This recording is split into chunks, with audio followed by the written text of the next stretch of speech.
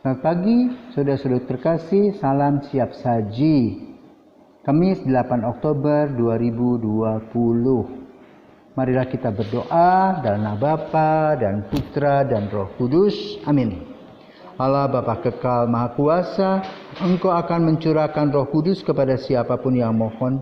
Semoga jangan sampai kami ditolak bila kami datang menghadap. Tetapi berkenanlah menerima kami karena kami amat memerlukan kasih setiamu demi Kristus Putramu dan pengantara kami kini dan sepanjang masa. Amin. Tuhan bersamamu dan bersama rohmu. Inilah Injil Yesus Kristus menurut Lukas, dimuliakanlah Tuhan. Pada waktu itu sesudah mengajar para murid berdoa, Yesus bersabda kepada mereka, "Jika di antara kalian ada yang tengah malam pergi ke rumah seorang sahabat dan berkata kepadanya, 'Saudara, pinjamilah aku 3 buah roti, sebab seorang sahabatku dalam perjalanan singgah di rumahku dan aku tidak mempunyai apa-apa untuk dihidangkan kepadanya.' Masakah ia yang di dalam rumah itu akan menjawab, 'Jangan mengganggu aku, pintu sudah tertutup dan aku serta anak-anakku sudah tidur. Aku tidak dapat bangun dan memberikannya kepadamu.' Aku berkata kepadamu, sekalipun dia tidak mau bangun dan tidak mau memberikan sesuatu meskipun itu sahabatnya, namun karena sikap sahabatnya yang tidak malu-malu itu, pasti ia akan bangun dan memberikan apa yang diperlukan. Oleh karena itu aku berkata kepadamu, mintalah maka kamu akan diberi, carilah maka kamu akan mendapat, ketuklah maka pintu akan dibukakan bagimu.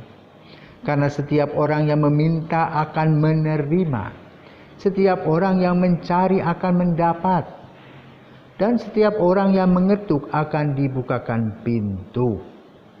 Bapa manakah di antara kalian yang memberi anaknya sebuah batu kalau anak itu minta roti? Atau seekor ular kalau anaknya minta ikan? Atau kalajengking kalau yang diminta telur? Jika kalian yang jahat tahu memberikan yang baik kepada anakmu, betapa pula Bapa-Ku yang di surga. Ia akan memberikan Roh Kudus kepada siapapun yang meminta kepadanya."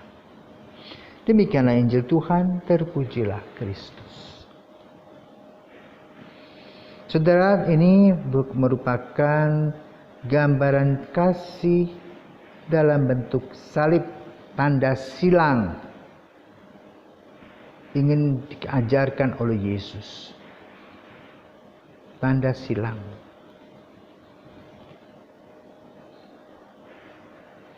Karena dalam perumpamaan ini dibandingkan dengan apa yang diberi Tuhan. Tanda silang tadi merupakan relasi antara Allah dengan manusia, vertikal, dan harus dibuktikan secara horizontal, manusia dengan manusia. Di Bali disebutnya mebraya, di mana orang hidup dalam persaudaraan, saling bahu membahu, dan itulah menjadi ciri khas masyarakat kita sebenarnya. Juga di masyarakat di Israel, di mana para murid dan para audiens mendengarkan apa yang dikatakan oleh Yesus, dan itu merupakan sebuah tradisi yang positif. Maka tradisi positif tadi ingin terus dipertahankan, dan Yesus memberikan perumpamaan. Dasarnya sudah ada, tetapi kadang-kadang ada orang pelit. Nah, dalam menghadapi si pelit tadi, orang harus dor-gedor, memaksa. Pasti dia akan memberi karena merasa terganggu. Yang penting adalah bisa mendapatkan, karena yang kamu minta, yang kamu dapat bukan untuk diri sendiri, tetapi untuk orang lain. Nah, disinilah welas asih hadir dalam kehidupan kita. Contoh, di Eropa begitu banyak pengungsi hasil musim semi yang meninggalkan negaranya dari Jazirah Arab. Mereka lari ke Eropa, di sana mencari kehidupan baru. Dan karena sudah merupakan tradisi kasih, maka mereka menerimanya karena kemanusiaan. Sama di Indonesia. Waktu orang-orang Vietnam, orang-orang perahu, maka mereka tinggal di sebuah pulau, ke Pulau Batam, dan orang menerimanya. Ini merupakan tradisi yang sudah lama bertahun-tahun dicerna dan dilakukan. Maka kali ini Yesus mengajar kembali, mengingatkan kembali, lihat loh, budaya kamu itu positif, membantu orang lain, terbuka kepada orang lain, mengerti dan memahami situasi dan kondisi tetanggamu. Lanjutkan itu, karena apa yang kamu lakukan itu merupakan kelanjutan dari cinta kasih Bapa kepada kita manusia. Karena itu secara etis kita juga harus belajar menghargai dan menghormati orang lain dan tetap melaksanakan kebaikan-kebaikan.